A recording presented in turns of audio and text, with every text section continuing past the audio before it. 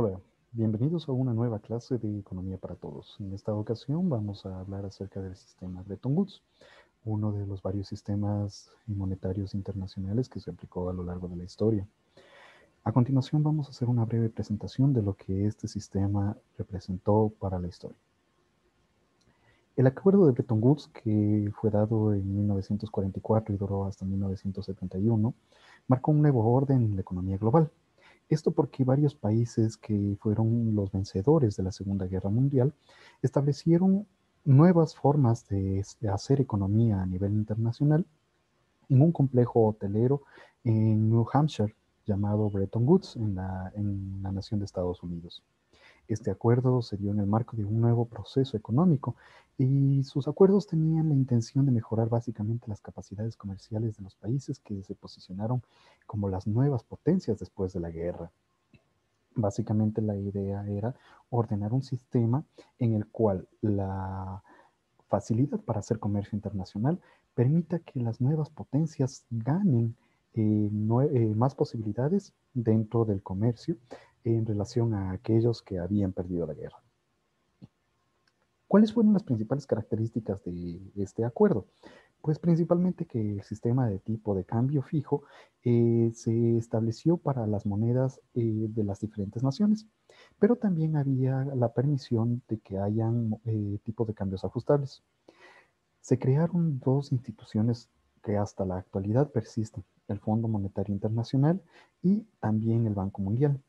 El Fondo Monetario Internacional fue aquel organismo internacional que permitió el respaldo, permitió la intención de que el dólar sea considerado básicamente el tipo de cambio fundamentado sobre todo en el patrón oro, pero esto a continuación vamos a ver cómo es que fracasó. Podemos decir que también surge una nueva gran potencia, en este caso Estados Unidos, y establece su hegemonía en torno a un sistema que va dándose entre conflictos y cooperación, ¿sí? El nuevo sistema además utiliza el dólar como el tipo de cambio, ya lo mencionábamos, y esto está establecido en la relación entre dólar, patrón oro y las monedas nacionales. Para el comercio internacional se utilizaba principalmente el dólar como la base de cambio según la cual se hacían los diferentes tipos de transacciones. La flexibilidad que se daba en los préstamos que estableció el FMI para apoyar a las naciones que tenían economías emergentes y mantener su posicionamiento respecto a, a todas las naciones, pues iban con tasas desde el más menos 1% hasta el 10%, lo que generaba facilidades de pago, tanto por el nivel crediticio que se podía tener, así como por la cantidad de dinero a la que podía acceder la nación. Como ya lo habíamos señalado, pues se crearon el FMI y el Banco Mundial. Además de un acuerdo de aranceles y comercio que permitía a las naciones la libertad de comerciar entre sí, acorde a cómo integraban este nuevo grupo. Ahora nos vamos a preguntar cómo funcionó el Bretton Woods. Básicamente, pues representantes de las principales potencias vencedoras, el Reino Unido, Francia, Estados Unidos, dieron forma a este acuerdo bajo los siguientes parámetros. La cooperación financiera internacional debería ser homogénea y permitir sobre todo el abastecimiento de estas grandes potencias a través de los acuerdos que tenían con las economías emergentes.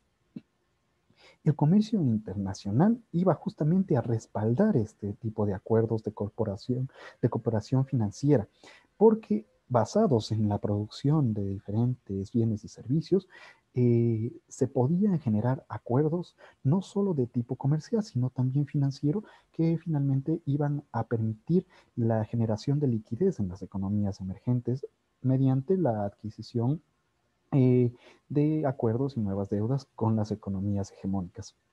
También la estabilidad del tipo de cambio, como habíamos señalado, pues una de las características del Bretton Woods era el hecho de tener un tipo de cambio fijo, pero este estaba basado en una moneda internacionalmente reconocida y en este caso el dólar. El mecanismo de pagos multilateral fue otro de los acuerdos, pues con la creación de organismos multilaterales como el Banco Mundial y el Fondo Monetario Internacional, que podían mediar justamente los pagos para los acuerdos comerciales, así como permitir el acceso a créditos para las economías emergentes y hegemónicas, eh, tenían el control para poder respaldar justamente el acceso a estos dineros. Además, una base de reservas, ya que prácticamente una de las propuestas más significativas fue la de John Keynes, que promovió la idea de crear un banco central único para el mundo, pero esto pues no fue aceptado justamente por su homólogo de Estados Unidos, eh, H.D. White, quien básicamente lo que quiso decir es que los bancos centrales debían ser nacionales y así es como se crean estos y las bases de reserva justamente para este tipo de instituciones. El Bretton Woods permitió que más que nada se estableciera un sistema monetario internacional reconocido entre todos. Además, una de sus ideas era el permitir la estabilidad del empleo y de los precios, junto con un tipo de cambio totalmente estructurado que básicamente lo que permitía es que las potencias hegemónicas mantengan el control sobre las potencias emergentes cuyos tratados buscaban más que nada consolidar un sistema financiero secundario en el cual pues ellos también tengan la posibilidad de ganar. Esto determinó básicamente el establecimiento de esta nueva hegemonía posguerra en la que Estados Unidos se posicionó como la nueva potencia, el nuevo imperio bajo el cual estaba el dominio de la economía global. Como habíamos comentado, se crearon el Fondo Monetario Internacional y el Banco Mundial. Estos básicamente estuvieron determinados como instituciones mediadoras a partir de 1944, pues su función básica era el respaldo y el control del nuevo sistema monetario internacional. El Fondo Monetario se encarga básicamente de estabilizar el sistema monetario y es la autoridad de supervisión del sistema monetario internacional, mientras que el Banco Mundial ayuda a los países en desarrollo a fin de reducir la pobreza, mantener el empleo, aumentar la prosperidad de los países y colaborar directamente de manera estadística con el Fondo Monetario Internacional. Las políticas que el Fondo y el Banco Mundial básicamente utilizan están fundamentalmente orientadas hacia los países que necesitan mayor cantidad de recursos. Entonces, para esto, pues el financiamiento dado sobre todo en dólares, pues está determinado por los niveles que la Reserva Federal de Estados Unidos puede controlar y mantener. Ahora, ¿qué es lo que sucedió con el Bretton Woods? ¿Por qué es que terminó este sistema y tuvo que cambiarse? Pues este funcionó bien hasta comienzos de la guerra de Vietnam, aproximadamente en los 60, y su fracaso completo se dio en la primavera de 1971. Los Estados Unidos se vieron obligados a imprimir y enviar miles de millones de dólares para financiar esta guerra. Además, el país tuvo un déficit comercial que era su primera crisis desde el crack del 29 en 1971, lo que llevaría finalizar, al fracaso de este sistema. Cuando el dólar obtuvo su circulación en masa por la gran cantidad de capitales que comenzaron a emitirse en los mercados internacionales, la Reserva Federal no pudo respaldar directamente la impresión de moneda en el patrón oro como se había determinado. Y esto básicamente generó que la fluctuación, la volatilidad del tipo de cambio se determinara de manera libre, lamentablemente en los mercados internacionales. Además, varias de las pequeñas economías lo que procuraban es reducir justamente el tipo de cambio de sus monedas, de evaluarlas sobre todo, para ganar en acuerdos comerciales. Pero esto fue controlado en los primeros momentos de la aplicación del Bretton Woods y con esto volvió a darse este problema. Bueno, y al final, ¿qué sucedió? Que lo que se provocó básicamente es que el sistema monetario internacional tenga un quiebre. Este quiebre se debió justamente a que no se estaba controlando el registro que existía entre la impresión de papel moneda y el patrón oro que lo respaldaba.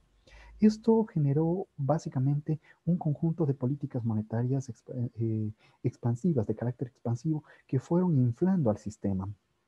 y que lamentablemente siguen vigentes hasta la actualidad, y fueron hasta cierto punto consecuencia de las últimas crisis que se han vivido, especialmente la del 2008, por el tema de una inflación indeterminada y más que nada por la especulación de los tipos de cambio en función de su respaldo. Esperamos que haya sido de su agrado y podemos creer que nos volveremos a encontrar una vez más en este su programa Economía para Todos.